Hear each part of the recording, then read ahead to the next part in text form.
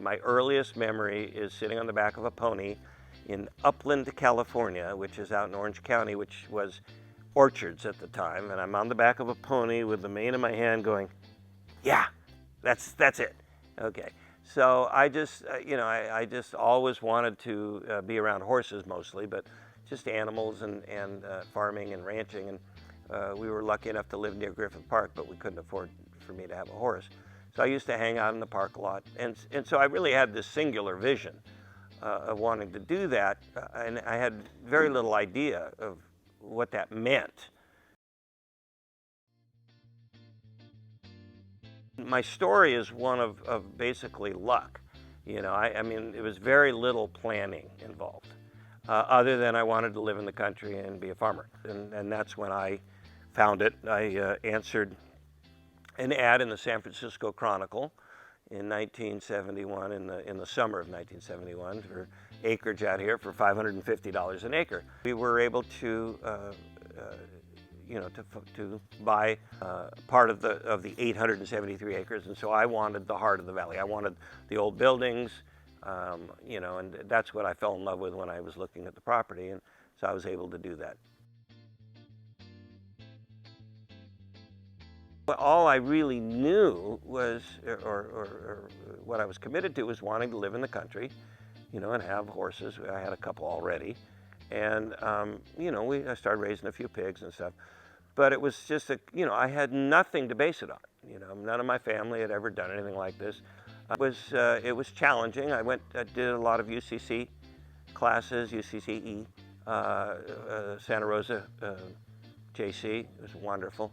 And I just started teaching myself. I wanted to have animals, so one of the very first things we did was get some pigs. So I figured, well, okay, if I'm going to be a rancher, I got to have cows.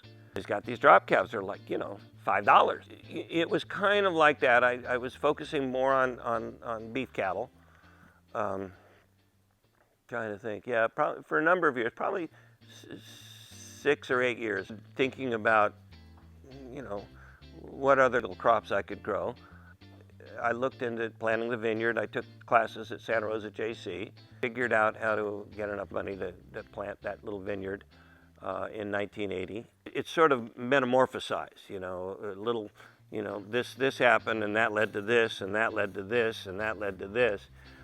So it was not at all some sort of planned system.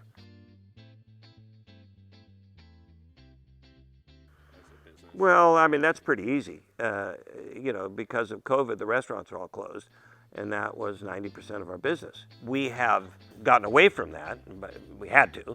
And so we went to another farmer's market. We're going to the Thursday market now. We didn't before. We're doing online sales. We pivoted because we lost so much of our mainstay business. So that has been extremely challenging.